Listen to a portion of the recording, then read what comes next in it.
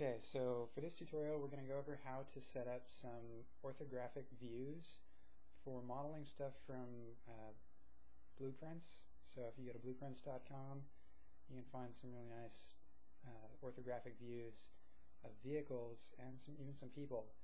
And so we've taken that and we've cut it up so we've got each image, front, side, and top.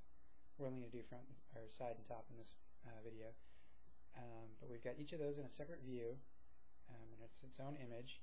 And what we're going to do now is we're going to place those on image planes and use those to model from. Okay, so the first thing to do is actually create some planes. So create polygon primitives. We're going to create a plane. Okay, now so I have this plane. I'm going to go ahead and click on my inputs here, and I've got a width and a height.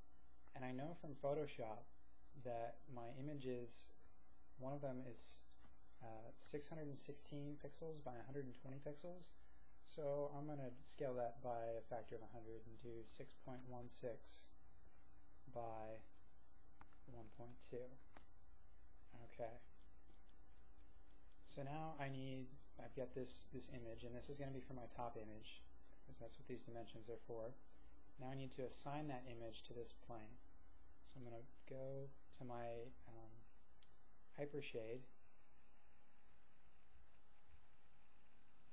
and wait for that to load up here. Okay, I'm going to make a new Lambert. The first thing I'm going to do is rename that, because I don't want Lamberts laying around. So I'm going to call this top ref underscore shader. Okay. Now I'm going to double click that to open up the attributes and tell the color that I want it to use a file. And this is going to be kind of slow. And so it's going to take me to the file. I'm going to pick the folder here to go to the name. And just navigate to that folder. And I want to use the top one.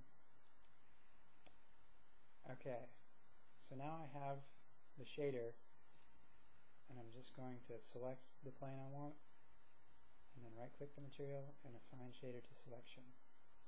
Okay, now if you hit 6 on your keyboard, you can actually see that in the viewport. Okay, so I'm going to do the same thing, create polygon primitives plane,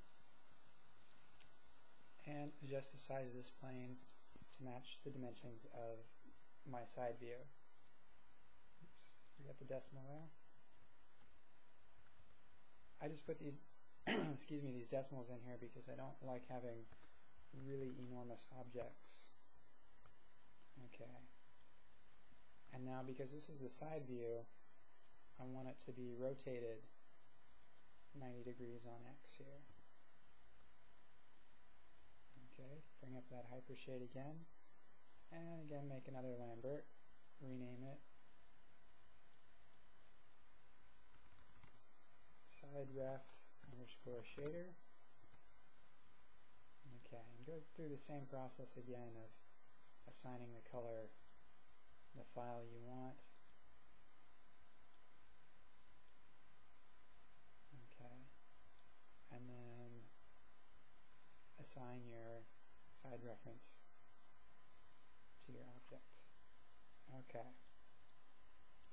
So now we've got these lovely reference images here, and because we did such a great job in Photoshop, we know everything lines up. But what I want to do is, because when I'm modeling, it may be kind of tough to see these references, so I'm actually going to put them on a separate layer. Just like in Photoshop you can have layers, you can have them in Maya too. So I'm going to make a new layer here over on the right, create new layer. Okay, and I'm going to double click this so I can rename it, and I will call it ref planes, or reference planes, and then just click save. Okay, now select both those planes, right click on that. I'm not sure if you guys will be able to see this, but add selected objects. Okay, so now if I click here on that empty square and go to reference, now it's a reference object and I can't select it. So no matter what I do, as long as this R is here, I can't mess up my planes, which is nice. And if you ever need to move them, just uncheck that R and you will be able to select them again. If you click on the V, it hides them. Kind of convenient. So if I was going to start this, say I start with a cylinder, okay, one neat trick you guys might like is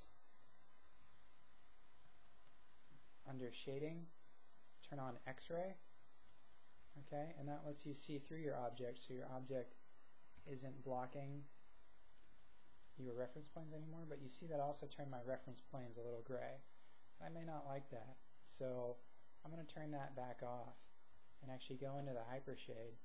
And because all my new objects get Lambert 1 assigned to them, I'm going to change the properties of Lambert 1 to actually make it a little transparent. So I change the transparency slider, and because my new cylinder has Lambert 1 assigned to it, and my reference planes have these new shaders assigned to it, my Lambert will get turned slightly transparent, but my reference planes won't.